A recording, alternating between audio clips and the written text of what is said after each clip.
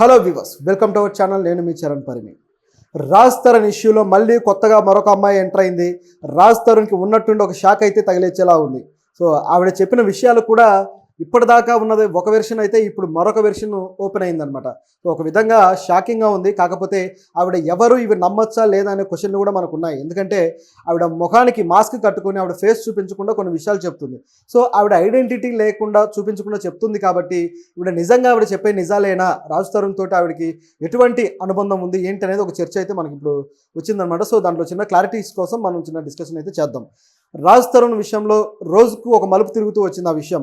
మొదట్లో లావణ్య అతని మీద కంప్లైంట్ ఇచ్చినప్పుడు ఆవిడని చూసి అందరూ జాలిపడ్డారు. ఆవిడ నిజంగా రాజ్ తరుణ్ కోసం ఎంతో తపన పడుతుంది అని చెప్పేసి అందరూ కూడా ఆవిడని మెచ్చుకున్నారు. ఆవిడ వైపు నిలబడ్డారు కూడా.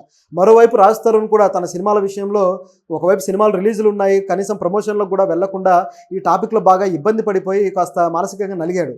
సో ఈ ప్రాసెస్లో ఆయన సినిమాలు కూడా పెద్దగా వర్కౌట్ అవ్వలేదు. అయితే ఇక్కడ వచ్చిన నెగిటివిటీనే ఆ సినిమాల మీద కూడా ప్రభావితం అయింది. సో దానివల్ల అది పోయిందేమో అని చెప్పేసి ఆడియన్స్ కూడా మాట్లాడుకున్నారు. నిజానికైతే ఆ సినిమాలు బాలేవు, చూడడానికి కొన్ని సినిమాల కాపీలాగా అలా కనిపించాయి. సో అందువల్ల ఆ సినిమాలు పోయాయి. సో రాజ్ తరుణ్ మళ్ళీ తన వేరే ప్రాజెక్టుల విషయంలో మునిగిపోయాడు. ఇలా ఉండగా కొత్తగా రిలీజ్ అయిన ఆ సినిమా కూడా తిరగబర్రా స్వామి కూడా రిలీజ్ అయింది కదా, అది పోయింది. కానీ ఆ సినిమా హీరోయిన్ తోటి ఆయనకున్న అనుబంధం ఇదంతా కూడా పెద్ద చర్చ అయింది. సో ఆ చర్చ మరింత ముదిరి చివరికి ఆ హీరోయిన్ కూడా ఆయనతో నాకే సంబంధం లేదని చెప్పడం చివరికి అదొక దశలో ఆగింది. కానీ లావణ్య ఇష్యూ మాత్రం ఆగలేదు, అది సాగుతూనే వస్తూ ఉంది. ఇంకా చెప్పాలంటే లావణ్య ఫ్రెండ్స్ ఎవరైతే ఉన్నారో వాళ్ళు కూడా దాంట్లో అరెస్ట్లు అవ్వడాలు, వీళ్ళంతా కూడా డ్రగ్ ఎడిక్ట్స్ అని చెప్పేసి అనేక చర్చలు కూడా వచ్చేసాయి. చివరికి శేఖర్ భాష, వీళ్ళిద్దరితో ఏమాత్రం సంబంధం లేని శేఖర్ భాష కూడా ఇందులోకి వచ్చి ఆయన ఆ డ్రగ్ ఎడిక్ట్స్ ఎవరున్నారు లేకపోతే డ్రగ్ పెడ్లర్స్ ఎవరున్నారు వాళ్ళకి సంబంధించిన వివరాలని ఈయన ఆధారాలతో సహా చూపించడానికి ప్రయత్నించడము, ఇందులో లావణ్య చేసిన తప్పుల్ని కూడా ఆయన ప్రస్తావించడం చేశాడు. సో ఇందులో కొంతవరకు ఆవిడ తప్పు కూడా కనబడుతూ వచ్చింది. సో దాంతో అంటే చూడడానికి ఎలా ఉందంటే ఈ డ్రగ్ ఎడిక్ట్లు లేకపోతే డ్రగ్ పెడ్లర్స్ తోటి సంబంధాలు ఏంటి, వాళ్ళ ఫ్రెండ్షిప్ ఏ విధంగా జరిగింది అనేది ఒక సమస్య అనమాట.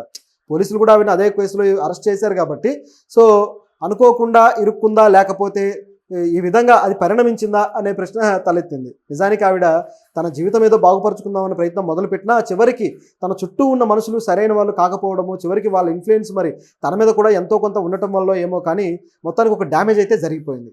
సో ఈ దశలో ఇక ఇది ఎటుపోతుంది అని ఆలోచించుకుంటూ ఉండగా సడన్గా మరో అమ్మాయి ఎంట్రీ ఇచ్చిందనమాట.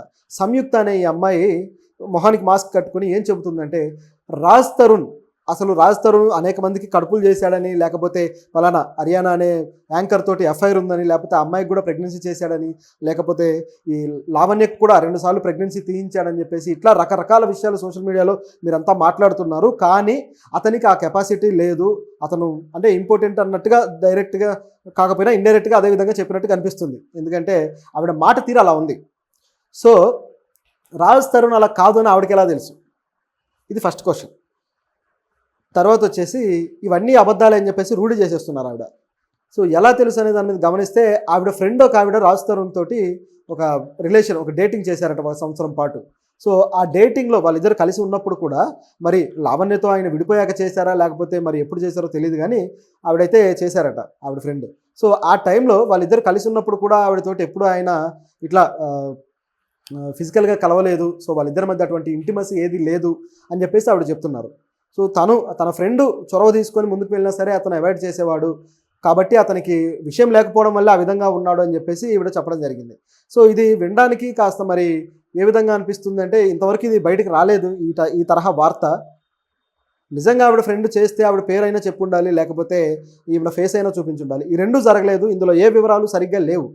కానీ ఆవిడ మాట అయితే అన్నారు. అయితే ఇందులో కూడా రాజ్ తరుణ్ పొరపాటు ఏమీ కనపడటం లేదు. సో అతను ఏది కానప్పుడు, అతనిలో ఆ కెపాసిటీ లేదన్నప్పుడు సంవత్సరం పాటు ఎలా జరిగింది ఈ రిలేషన్ అనేది ఒక క్వశ్చన్ కూడా వస్తుంది.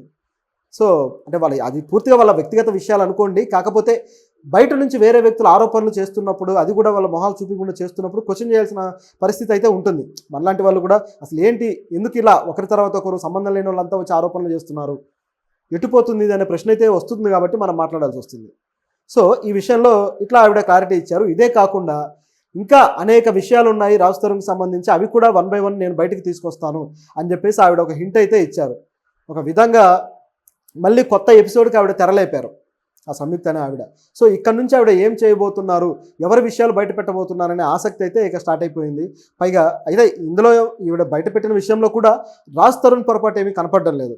అలాగే ఇక తర్వాత కూడా ఆవిడ ఏమైనా బయట పెట్టే వాటిల్లో అతను ఎలాగూ ఆ తరహా మనిషి కాదు అని చెప్తున్నారు కాబట్టి అవి బయటపడే అవకాశం కూడా లేదు.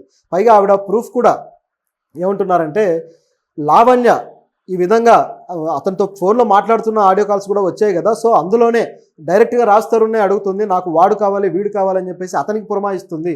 సో ఇదంతా గమనించి చూస్తే ఆవిడని అతను ఏమి చేయలేకపోతున్నాడు కాబట్టి ఆవిడ మరొక దారి ఎత్తుక్కుంటుంది అన్నట్టుగా ఈవిడ మాట్లాడారనమాట. సో ఇట్లా అంటే మరి ఎందుకు రాజ్ తరుణ్ విషయంలో ఇంత పెద్ద కాంట్రవర్సీ ఈ విధంగా క్రియేట్ అవుతుంది అనేది ఒక ప్రశ్న అయితే వస్తుంది. సో బహుశా అతను తనకు సరైన మార్గంలో వెళ్లకుండా లేకపోతే సరైన వ్యక్తులను ఎంచుకోకపోవడమే తన జీవితంలో ఇలాంటి ఒక అలజడి క్రియేట్ అవ్వడానికి అది కారణమై ఉండాలి. సో ఆవిడ చెప్పడం కూడా ఏంటంటే, సంయుక్త అతను చూడడానికి బాగుంటాడు, అతనికి ఫ్యాన్ ఫాలోయింగ్ కొద్దో గొప్ప ఉంది, అమ్మాయిలు కూడా అతను వెంట పడతారు, అయినా సరే అతను ఆ విధంగా చేయలేడు అన్నట్టుగా రూఢి చేస్తున్నారు. అది అతను మంచితనమో లేకపోతే మరో కారణమో కాదట. సో అందువల్ల ఈ క్వశ్చన్ అయితే వస్తుంది. సో దీనికి రాజ్ తరుణ్ మరి సమాధానం చెబుతాడా లేదా అనే ఇదైతే ఉంది. ఇప్పుడైతే చెప్పకపోవచ్చు.